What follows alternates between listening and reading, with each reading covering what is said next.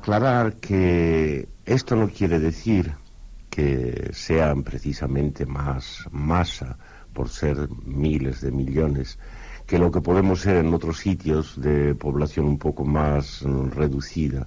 Y llamando la atención sobre aquello de la relación entre masa y individuos, en realidad la masa se constituye cuando los individuos son muy individuos y por tanto no tiene mucho que ver con el número.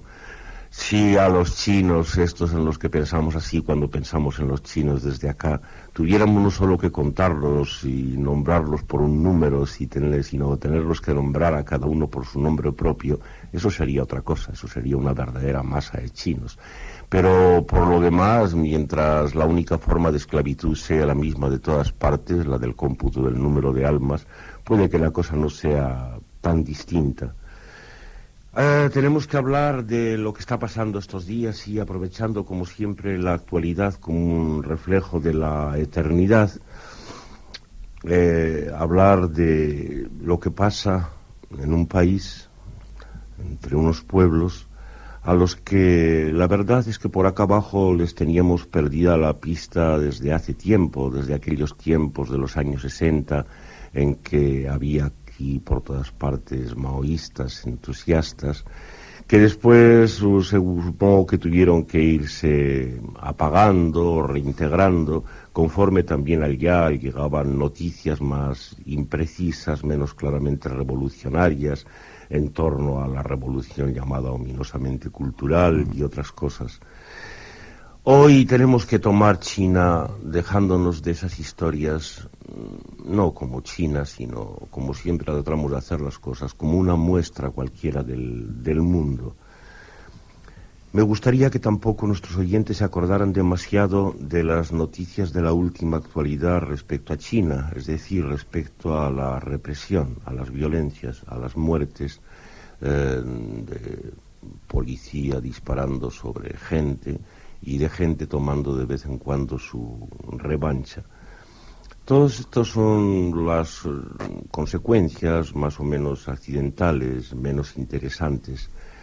Aquello de lo que estamos deseando hablar aquí ya desde hace 2 semanas no es de la represión, no es de la reintegración al orden más o menos violenta, sino de la rebelión misma. De la rebelión comenzada sobre todo a nombre de gente que se llamaba estudiantes, de una manera sin duda bastante reveladora. Sobre ella es sobre la que hubiera querido consultar, si hubiéramos tenido más tiempo, más impresiones de nuestros oyentes.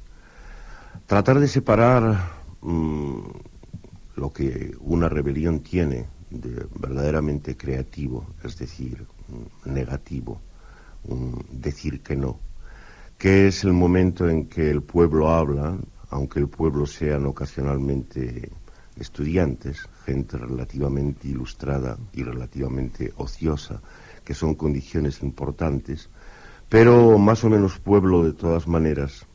Cuando se dice no, es cuando se puede pensar que el pueblo, eso que no sabemos lo que es, está hablando.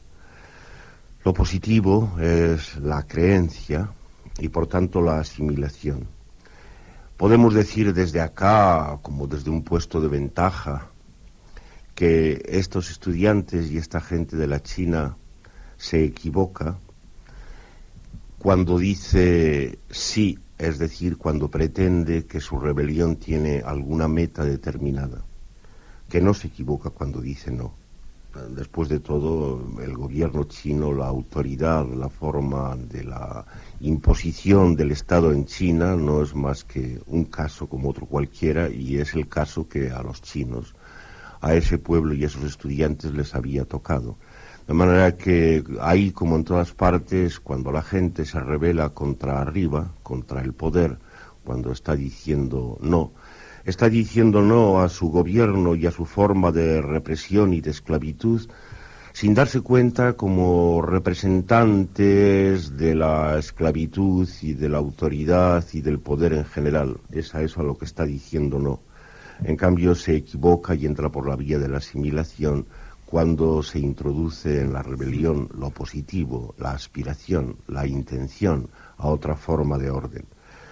Estos muchachos y esta gente de la China puede que ahora estén pensando como su meta, como su ideal, en algo tan triste como es esto que tenemos aquí, en los países que no somos de tercer ni siquiera de segundo mundo, sino del primero.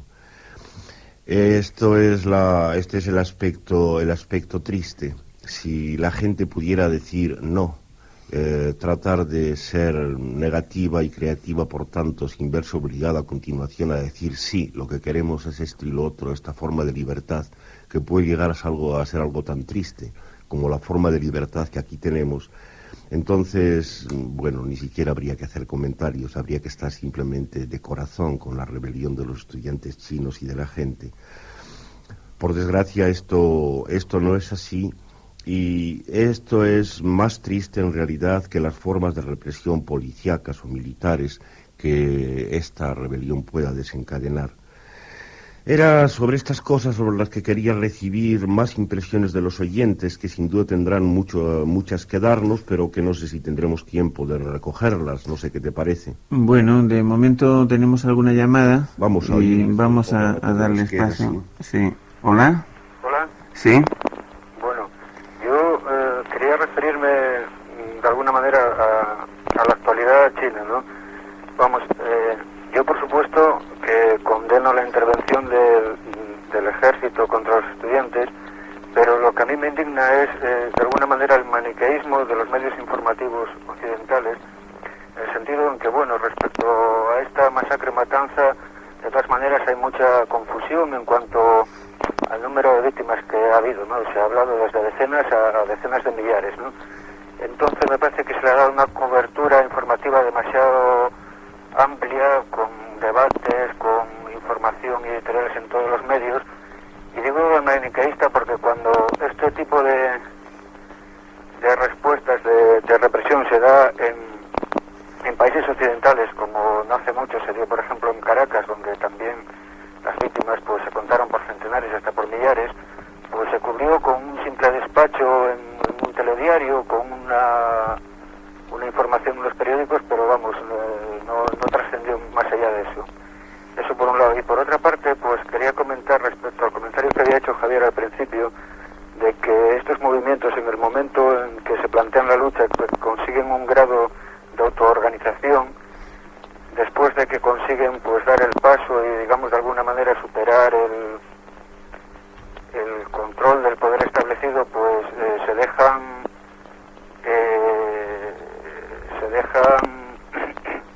controlar por otros tipos de poderes, ¿no? Yo más que se dejen pienso que es que son obligados por la fuerza. Yo pienso que el caso paradigmático, por ejemplo, de la Revolución Rusa, pues los soviets pues fueron controlados poco a poco por el aparato bolchevique, se reprimieron pues aquellas manifestaciones que estaban en contra del propio aparato, como fue pues en Ucrania el Ejército Rojo, pues no sé, en las colectividades de Aragón en España pues fueron tomadas a saco por el Quinto Regimiento, y no sé, por hablar últimamente o de lo más cercano quizá lo de mayo del 68, pues en definitiva fueron unas elecciones en las que participó en esa votación gente que no había participado en la misma revuelta estudiantil, la que acabó sofocándola.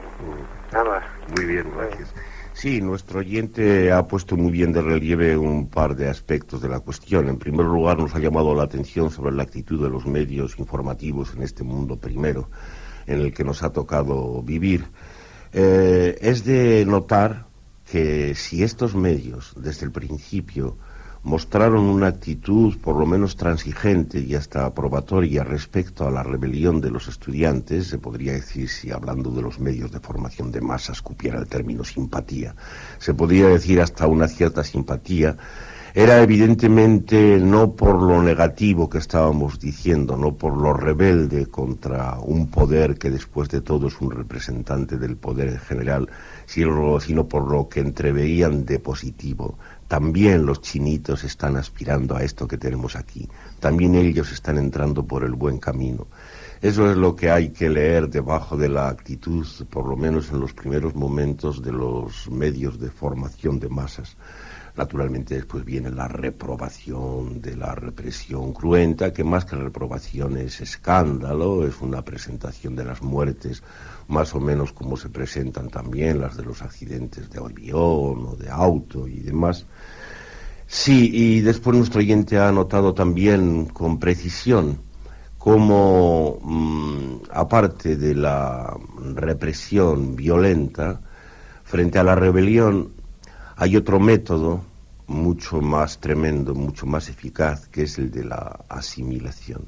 Inmediatamente la rebeldía se convierte en ideas de rebeldía, en doctrina revolucionaria, y eso naturalmente ya está presto para la reconstitución del poder. Y, por supuesto, con el poder, aunque esto sea más accidental, la reconstitución de los medios de represión, que en definitiva no podrán ser más que otra cara de lo mismo de siempre. Vamos a oír alguna voz más, si te parece, Javier. Sí, vamos con ella. Hola. Hola. Sí.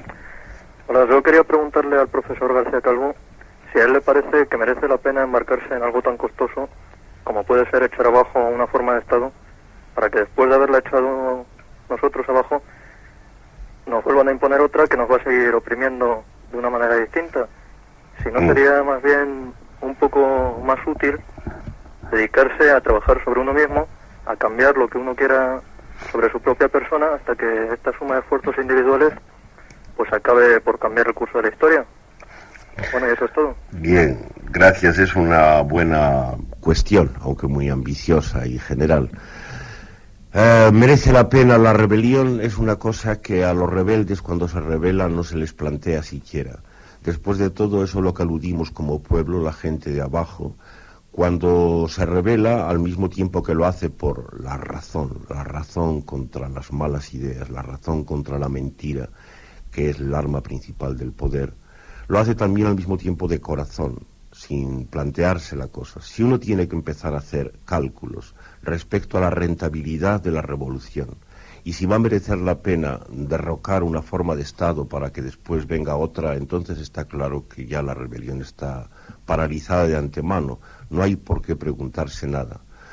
Frente a ello no hay que olvidar esto: la gente, los de abajo, en la medida que no tienen poder, tienen siempre razón.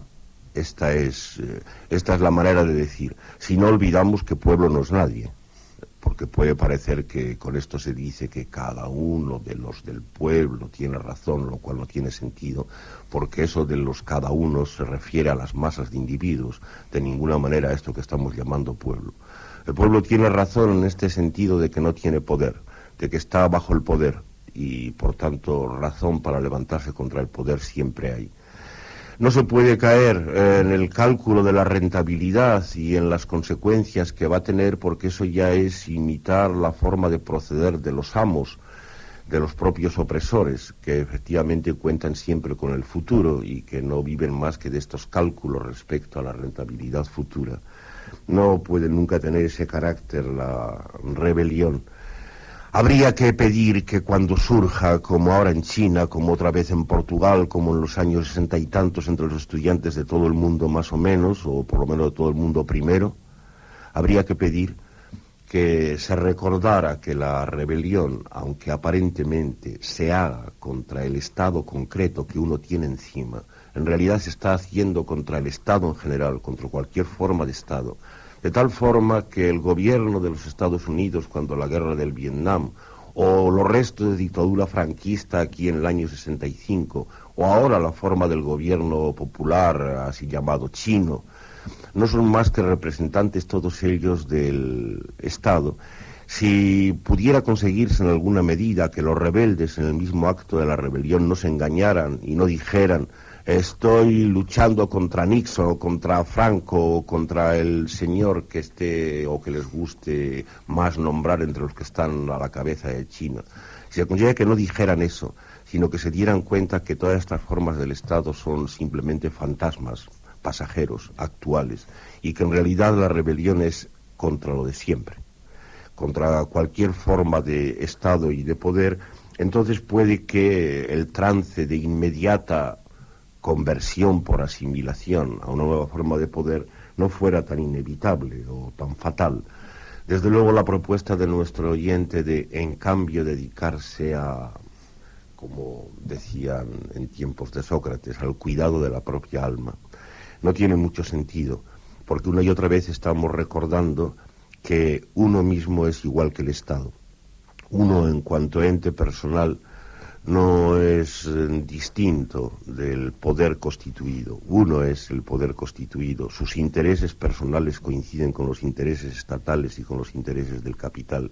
Y por tanto hay mucho riesgo en tomarse uno como aislado, porque de esa manera está respetando de la manera más eficaz y más profunda la constitución misma del Estado en general, sobre lo cual tendremos ocasión de volver.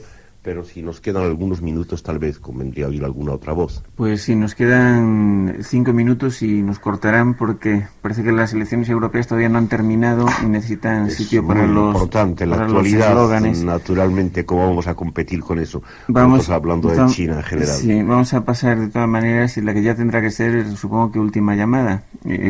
¿Hola? Hola, buenos días. Buenos días. Sí, mira, aprovechando esta coyuntura china, quería hacer notar dos cosas. Una es la parte ideológica, como a partir de una doctrina se impone pues un testamento, ¿no? Estos fachosos que hacen las doctrinas pues quieren seguir mandando después de muertos, y al mismo tiempo como acaparan un ejército precisamente para defender estas doctrinas. Dicho esto, y como resulta que por otro lado está la doctrina capitalista, pues entonces uno está acorralado. Entonces yo hablabas ahora de Sócrates y he ido a los libros, a la antigua Grecia, y pienso si una solución no sería pues volver a las polis autónomas, porque dice Agustino, decir no, hombre, decir no es muy fácil, ¿no? Y lo más espontáneo lo tenemos en los niños, que dicen no, pero luego esos mismos niños necesitan cariño y pan, protección de los mayores, porque si no resulta que son unas auténticas pistrejas, ¿no? Pistrazas, al lado de otros que sí tienen ese cariño y ese pan. O sea, que lo de decir no lo entiendo.